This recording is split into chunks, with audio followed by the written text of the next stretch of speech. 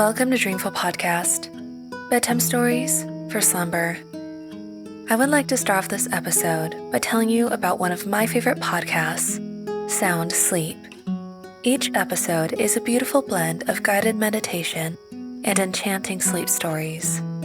What truly sets Sound Sleep apart is the breathtaking sound design and Adam's rich, velvety voice, which is the yin to my podcast yang.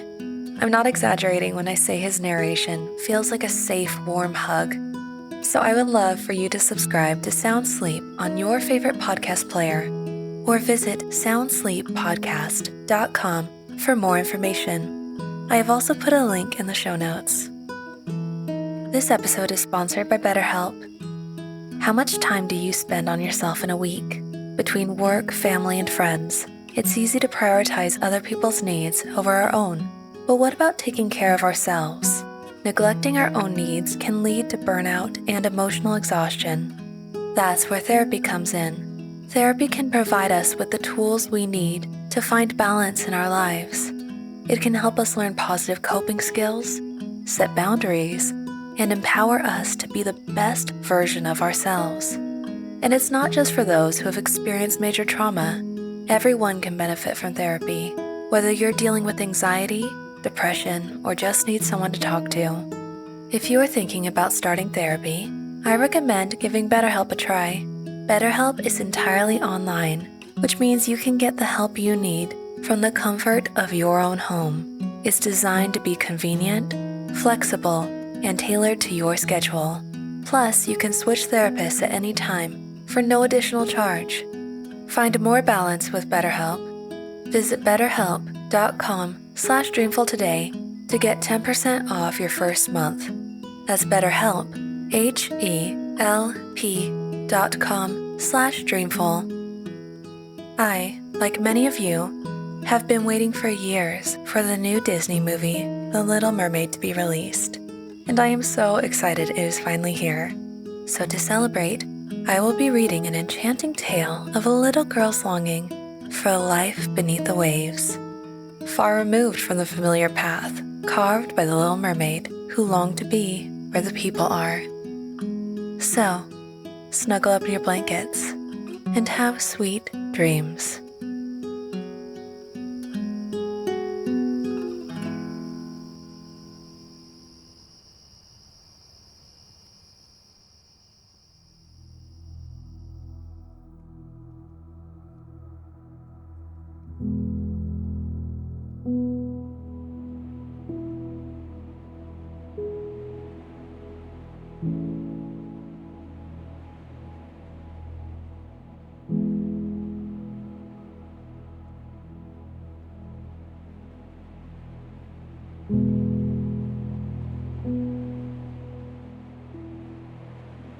I wish I were a seagull, or a fish, or a mermaid.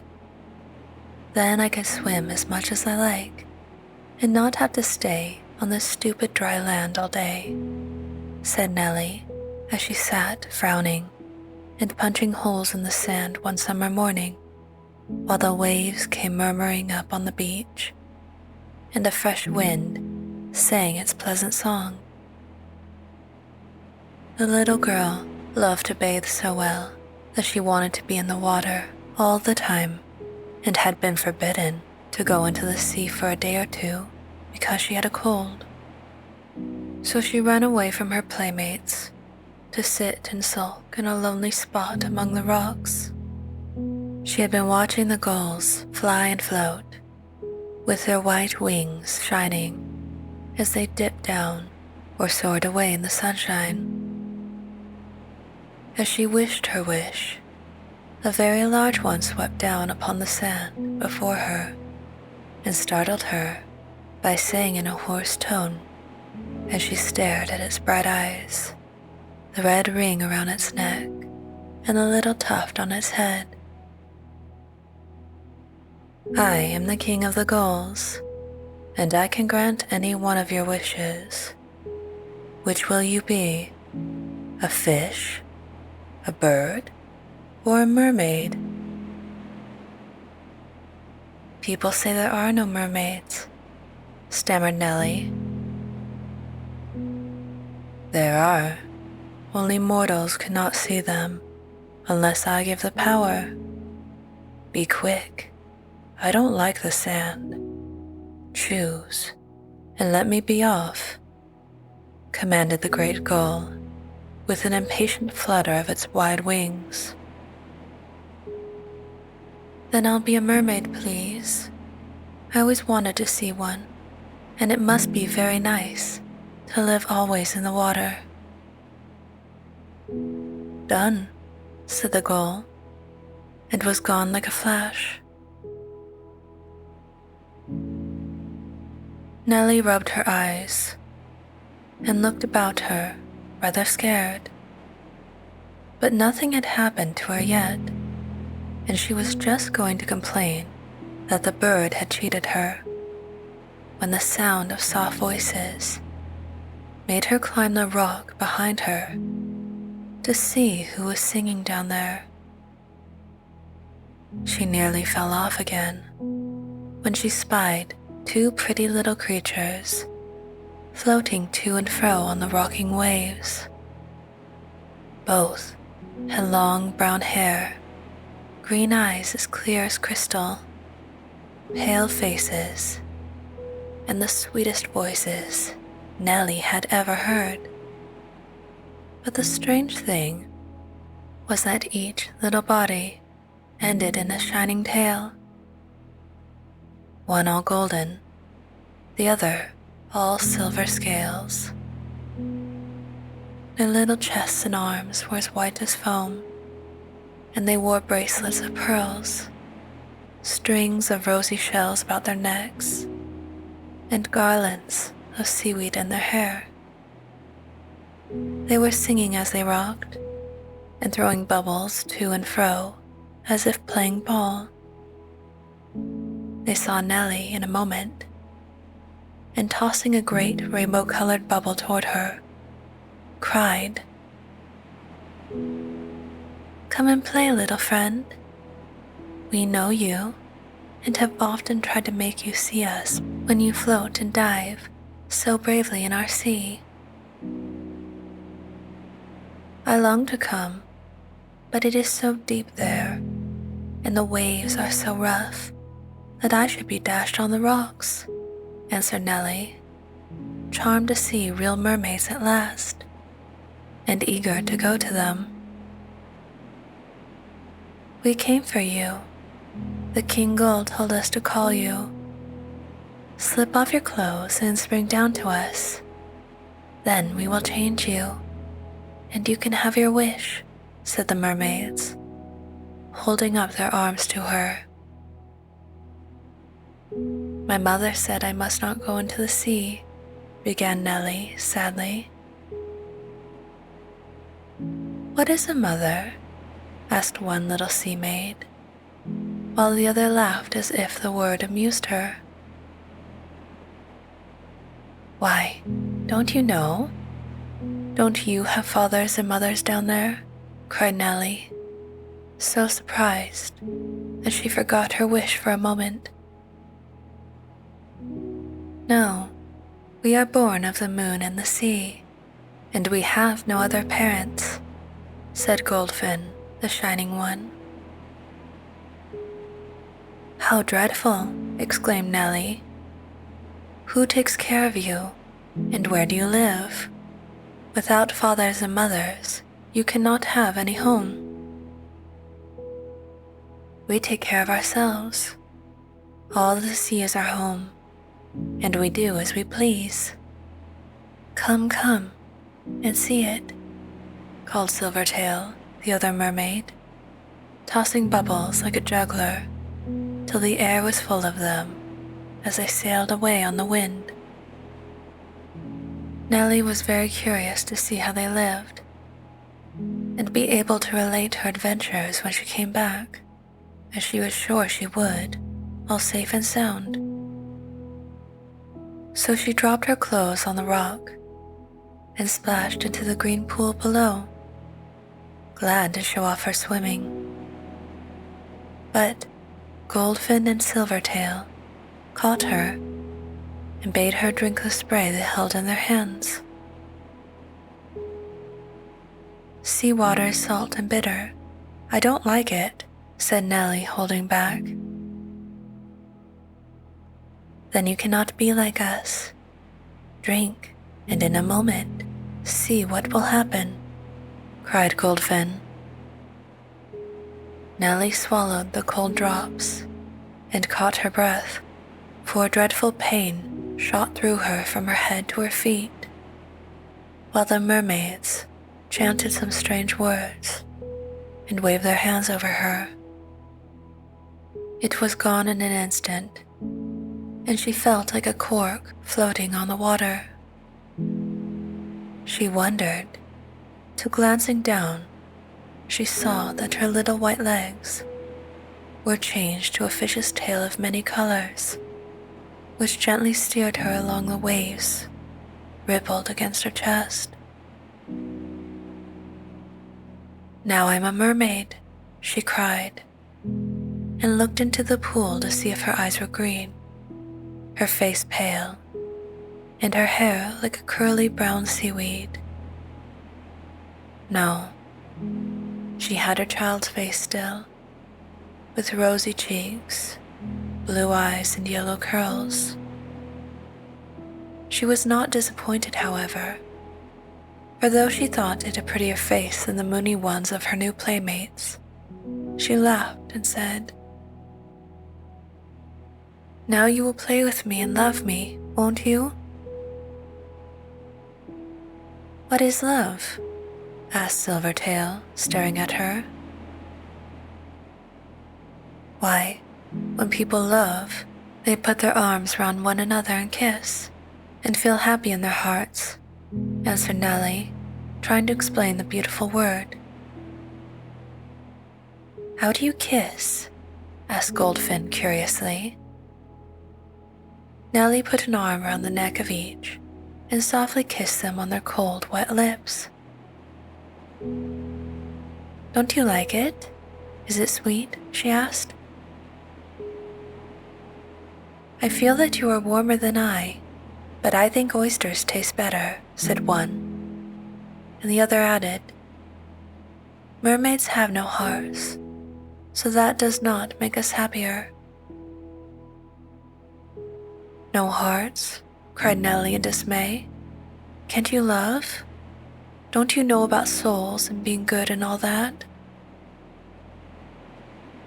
"No," laughed the mermaids, shaking their heads till the drops flew about like pearls. "We have no souls, and don't trouble about being good. We sing and swim and eat and sleep. Is that not enough to make us happy?" "Dear me, how strange they are," thought Nelly, half afraid, yet very anxious to go with them and see more of this curious sea life of which they had spoken. "Don't you care about me at all? And don't you want me to stay with you a little while?" she asked, wondering how she could get on with creatures who could not love her. "Oh yes, we like you as a new playmate, and are glad you came to see us. You shall have our bracelets to wear, and we will show you all kinds of pretty things down below, if you are not afraid to come," answered the mermaids, dressing her in their garlands and necklaces, and smiling at her so sweetly that she was ready to follow as they swam away with her, far out on the great billows that tossed them to and fro, but could not drown or harm them now. Nelly enjoyed it very much, and wondered why the fishermen in their boats did not try to catch them, till she learned that mermaids were invisible and were never caught. This made her feel very safe, and after a fine game of play, she let her friends take her by the hand and sink down to the new world below.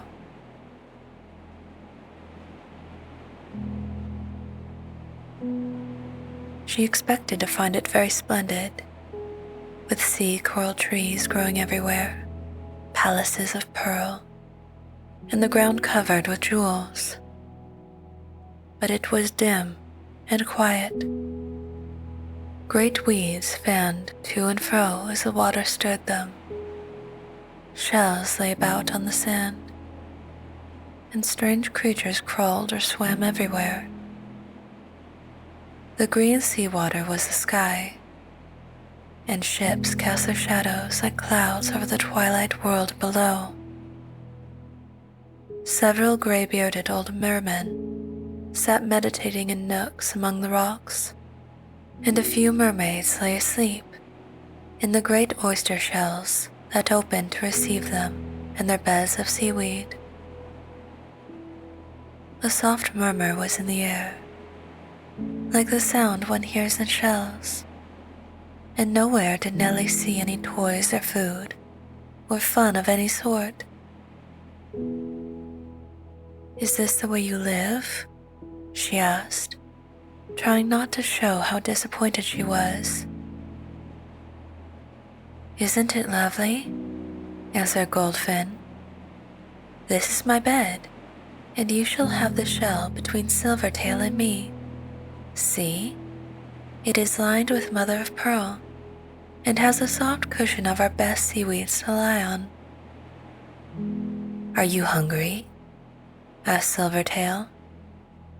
"Come and have some shrimps for dinner. I know a fine place for them, or oysters if you like them better." Nelly was ready to eat anything. The sea air had given her such a fine appetite. So they swam away to gather the pretty pink shrimps and scallop shells, as little girls gather strawberries in baskets. Then they sat down to eat them, and Nelly longed for bread and butter, but dared not say so.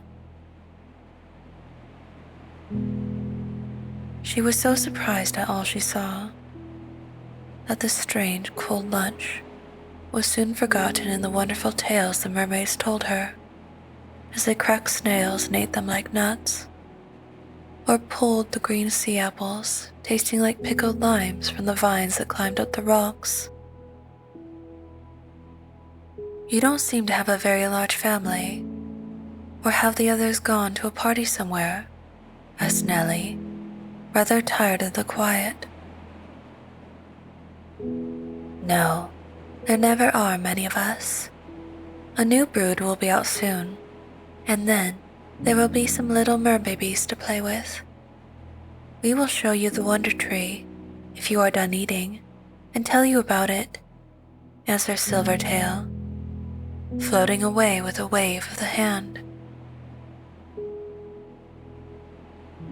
Nelly and Goldfin followed to a lonely place, where a tall plant grew up from the sand till its branches reached the air above, and spread out like floating weeds, covering the little pods, like those we often snap under our feet as they lie dry upon the beach.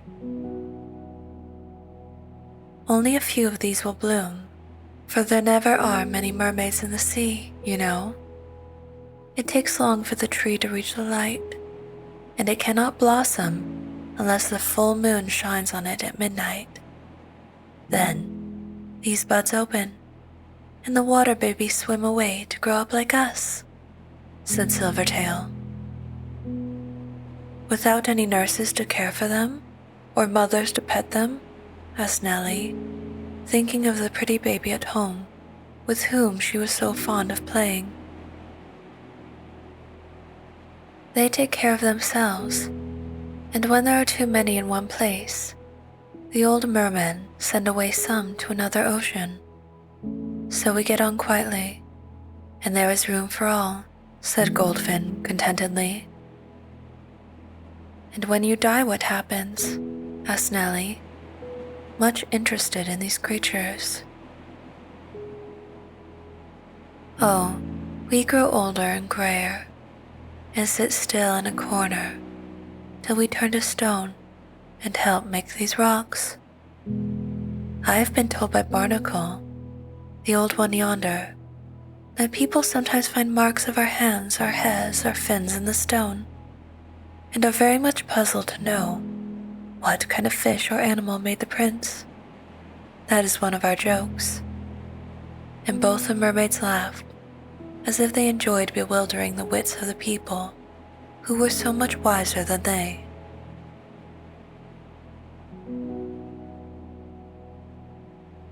With a whisk of their shining tails, the mermaids darted away, calling to her, "Come and play with the crabs. It's great fun."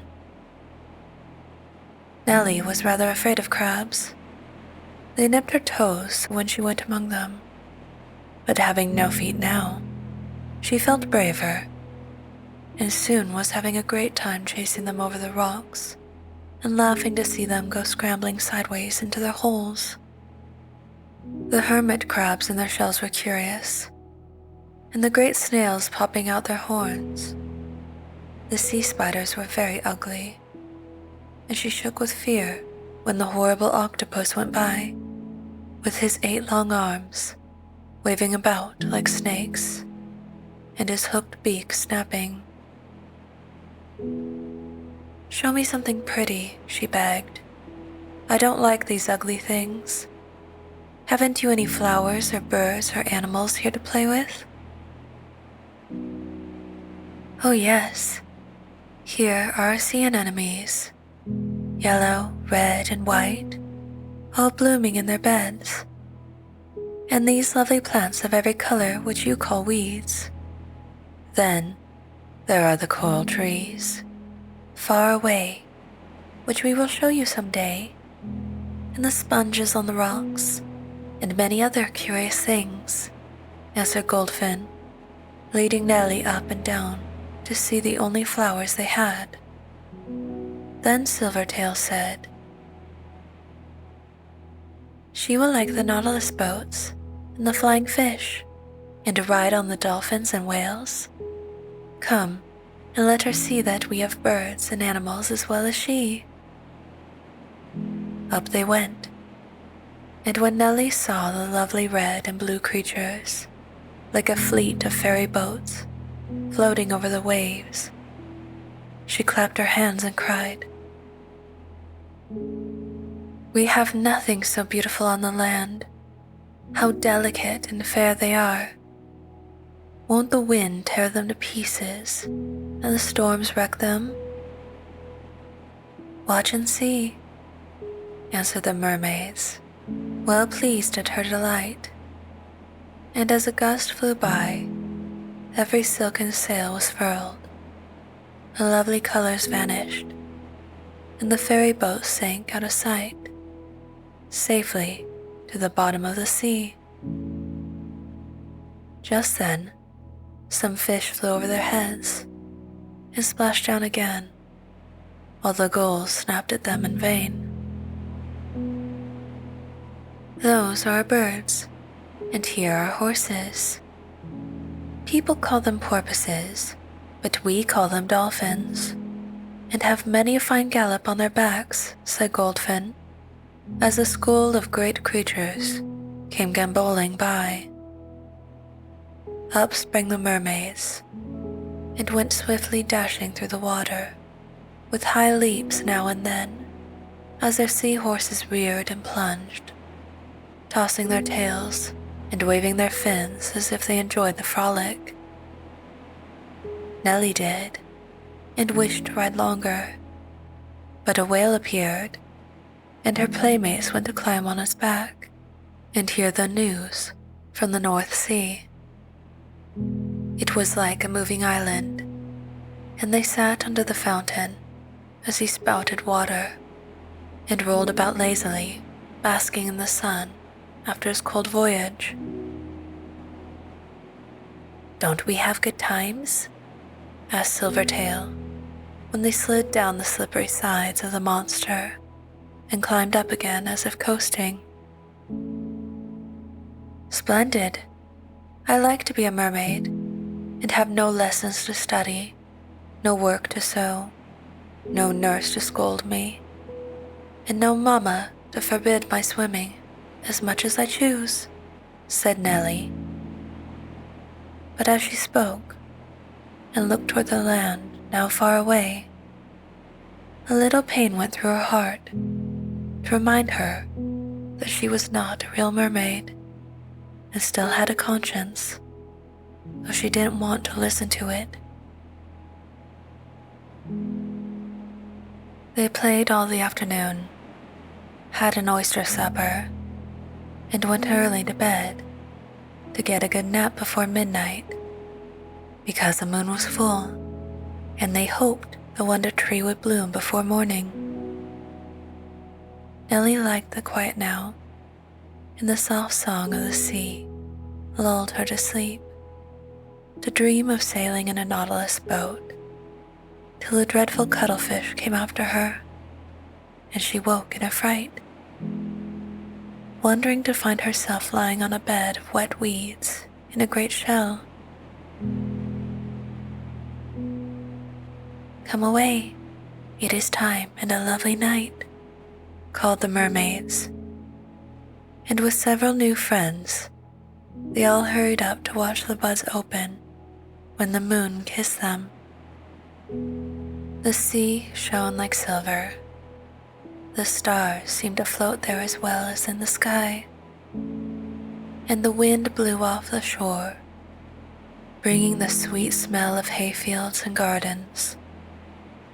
All the sea people sang as they lay rocking on the quiet waves, and Nelly felt as if it were the strangest, loveliest dream she had ever dreamed. By and by, the moon shone full upon the wonder tree, and one by one, out popped the water babies, looking like pollywogs, only they had little faces and arms instead of fins.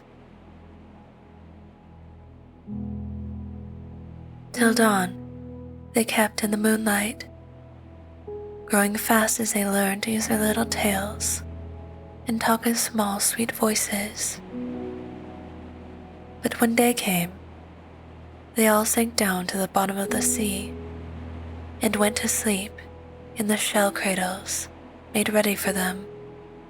That was all the care they needed, and after that, they had no nursing, but did what they liked and let the older ones play with them like dolls.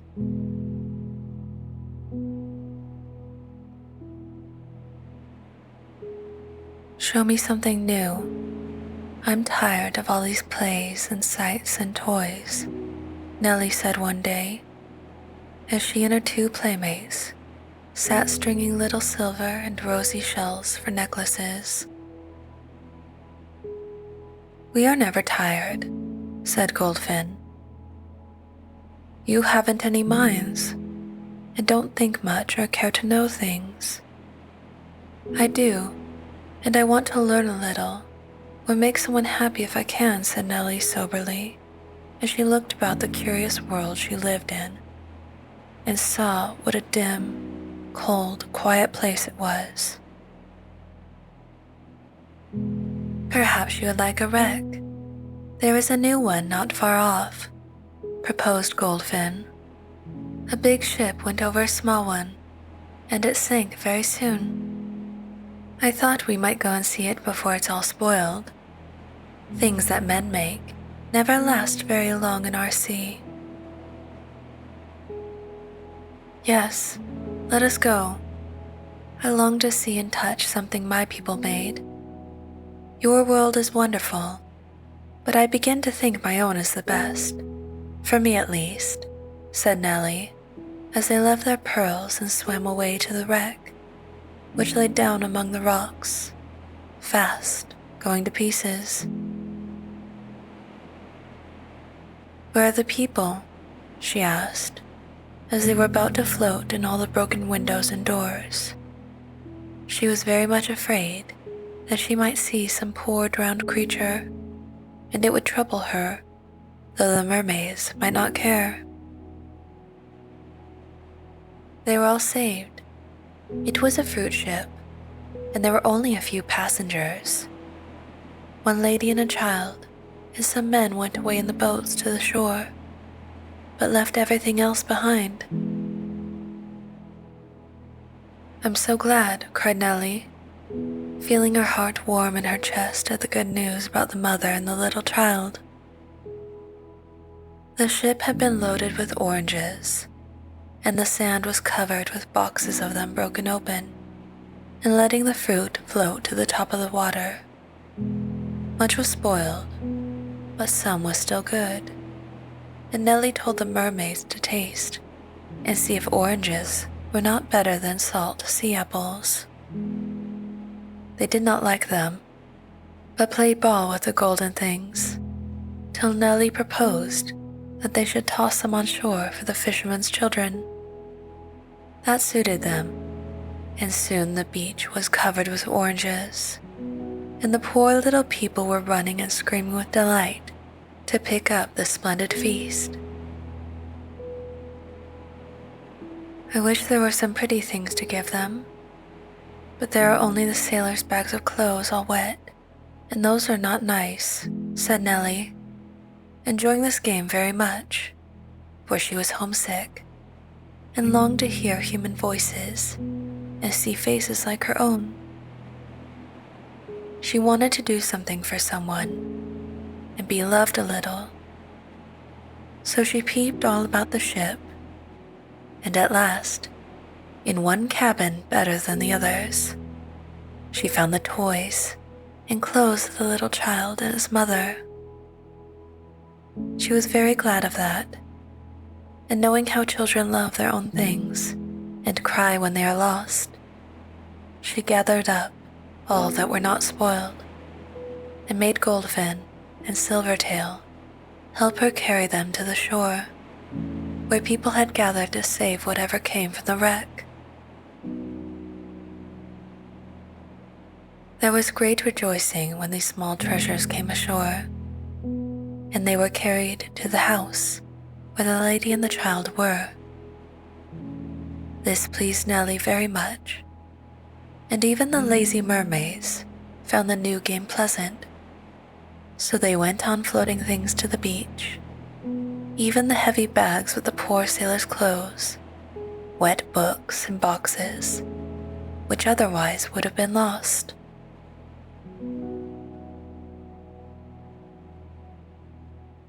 No one could see Goldfin and Silvertail, but now and then some child would cry out when Nelly lingered to look and listen through the foam and spray. "Oh, I saw a face over there, a dear little face, very pretty but sad, and a hand waved at me. Could it be a mermaid?" Then some older person would say, "Nonsense, child. There are no mermaids. It is only the reflection of your own face in the water." If Nelly had not been partly human, this could not have happened. And though no one believed in her, she took comfort in the thought that she was not all fish, and loved to linger where she could see the children at play long after Goldfin and Silvertail had grown tired of them and gone back to their own affairs. The longer she stayed, the more sad she grew, for the land seemed pleasanter now than the sea.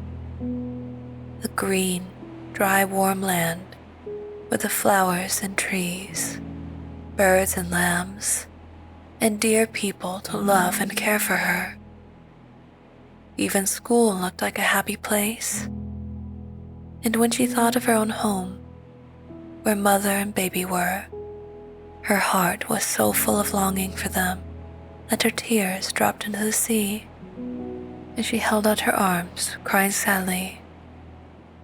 No one answered, no one came, and poor Nelly sank sobbing down to cry herself to sleep in her pearl-lined bed, with no good-night kiss to comfort her. Every day, she longed more and more to go home, and grew more and more tired of the sea and all in it. The mermaids could not amuse her, nor understand her sorrow. So she went to the wise old barnacle and asked him what she should do to be a child again.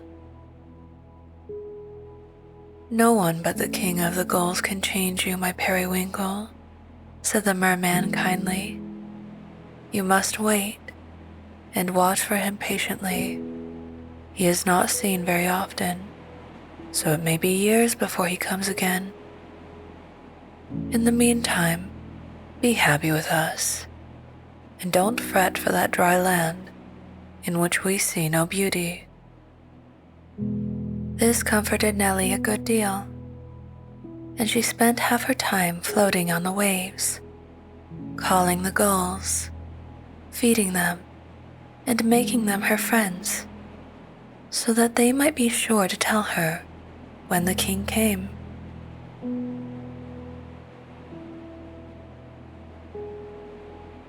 The mermaids were soon going far away to the South Sea for the winter, and begged her to come with them, telling how lovely everything was there, all about the pearl divers, the spice islands, the coral trees, and the many wonders of that summer world. But Nelly no longer cared for any place but the pretty cottage on the cliff that overlooked the sea, and she was not tempted by any of the fine tales they told. "No, I'd rather live here all alone, where I can see my own people and home, even if I wait years and years before the king comes. I know now what a silly child I was, to leave everything I was made to use and enjoy, and try to be a creature without any soul. I don't care if my heart does ache. I'd rather be as I am than like you, without any love in you, or any wish to be good and wise and happy as we are." Goldfin and Silvertail thought her very ungrateful after she said that, and left her alone. But she did not care, for Father Barnacle was to stay and stone up, as they called their strange way of dying. So when all had gone, she was very kind to the old merman, who never stirred out of his nook, but sat meditating on the 100 years of his life, and wondering what would become of the rock he was slowly to grow a part of. Nelly did not want him to die yet, so she brought him nice things to eat, sang to him, and asked so many questions that he was forced to keep awake and answer them. Oh, such wonderful stories as he told her, such interesting histories of sea flowers, fishes, and monsters, such wise lessons in tides and stars, and the mysteries of the great ocean. Nelly would sit on a conch shell and listen for hours, never tired of these new fairy tales. But she did not forget to watch for the great gull, and every day floated near the shore, beckoning every white-winged bird that flew by, and asking for tidings of the king. At last, he came. Nelly was lying on the waves idly singing to herself, with one hand held up for her pet sandpiper to light upon, when, instead of a little peep, a great silvery bird perched there, and looking up, she saw the fiery eye, the red ring about the neck, the crest on the head, and with a joyful splash, she cried out, "Oh dear king, give me another wish, a better wish, and let me be a little girl again." "Done," said the great gull, waving his wings over her. Will you be contented now?" "I will," answered Nelly eagerly. "Sure you don't want to be a bird, a fish, or a mermaid again?" "Yes, for nothing is so lovely as to be a child." "Good."